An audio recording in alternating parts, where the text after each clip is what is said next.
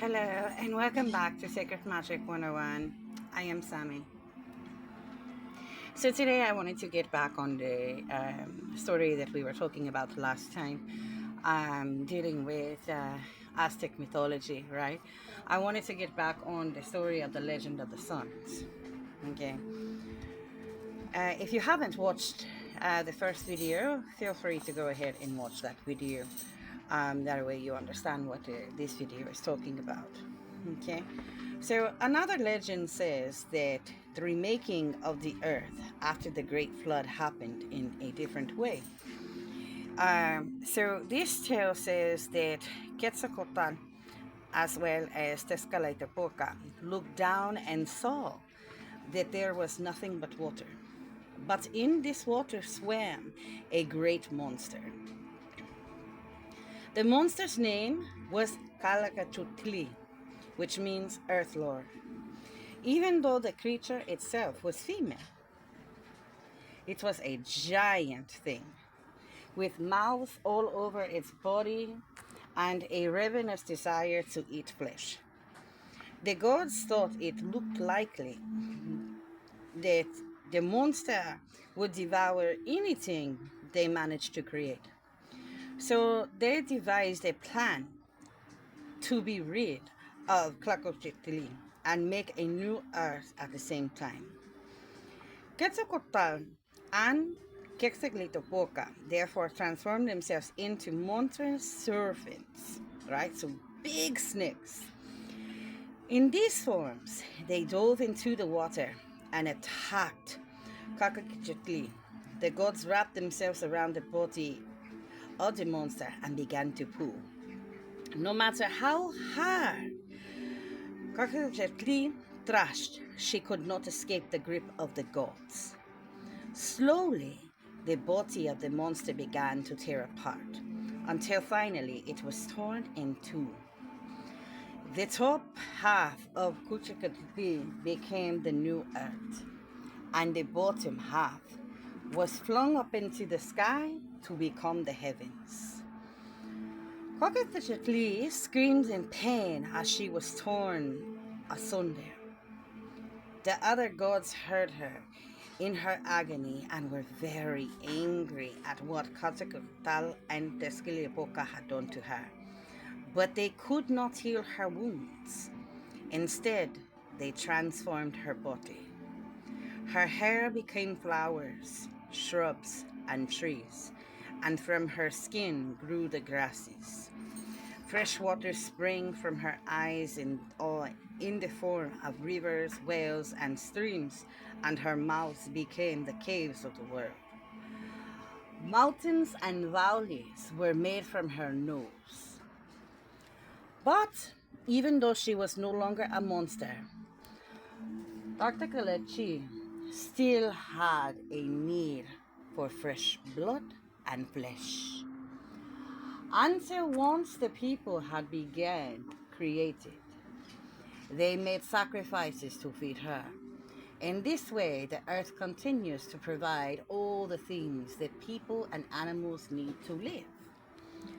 But the gods first needed to create the new people, since all the people who had lived under the previous 4 suns had been turned into monkeys, birds, and fish, and that the bones of those who had died were kept in Mictlan. So the gods sent Quetzalcoatl to Mictlan to see whether he might fetch the bones of the ones who had been turned into fish. "Oh, Michakakachili," said Quetzalcoatl, "I have come seeking the bones of the people who were turned into fish."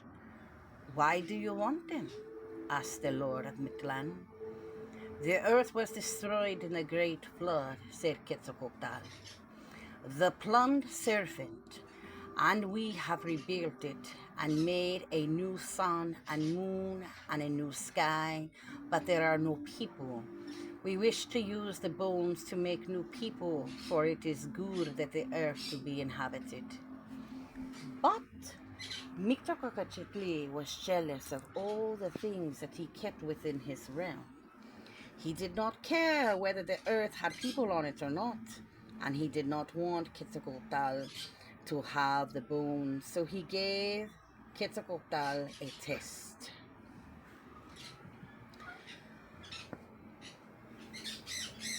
Michoacocatl handed a conch shell to Quetzalcoatl and said, "You may have the bones if you walk 4 times around all of Mictlan while blowing blast on this conch shell." Quetzalcoatl thought that this was an easy challenge to pass until he looked closely at the shell. It had not yet been made into a trumpet, and there was no way for him to make any sounds on it. But Quetzalcoatl was friends with the worms. He called the worms to come and make holes in the shell. Quetzalcoatl also was friends with the bees. He called the bees to come and buzz inside the shell to make a great noise. And so Quetzalcoatl was able to pass the test that the Lord of Mictlan had set for him. Michoacotl gave the bones to Quetzalcoatl as he had promised, but he had no intention of allowing them to leave Mictlan.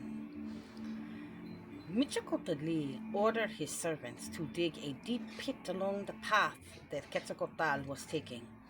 Now, Quetzalcoatl knew that Michoacotl was not trustworthy, and so he was hurrying to leave Mictlan before the bones were taken away from him. As Quetzalcoatl ran along the path, Michoacotl sent a bird to fly in the plum servant's face and frighten him just as he approached the pit. When the bird flew at Quetzalcoatl, he lost his footing and tumbled down into the pit. His fall broke the fish bones into many pieces, and this is why people are of all different sizes. After a time, Quetzalcoatl recovered from his fall. He gathered up all the pieces of the bones and climbed out of the pit. He was able to safely leave Mictlan, and by the time he came to a place called Tenochtitlan, land of the misty sky, a holy and blessed place, Quetzalcoatl gave the bones to the goddess Cihuahuacatl, woman servant. Cihuahuacatl put the bones in her kiln and ground them into a fine flour. She put the bone flour into a special jar, and all the gods gathered around it, one by one. The gods pierced their flesh and let drops of their blood drip onto the bones. When the bones and blood were all mixed into dough, the gods shaped it into the form of the people. The gods gave the dough forms of life and put them upon each earth to live. And these are the tales of how creation came to be, and why we live under the fifth sun, and why the earth and the sun demand sacrifices from the people who live upon the earth under the light of the sun. So, again, thank you for joining Sacred Magic 101. I am Sammy. I do hope that you guys are enjoying these stories. In the next video, we will be going over the deeds of Mixcoatl, right? So until next time, be blessed, be loved, stay positive, and have a great week.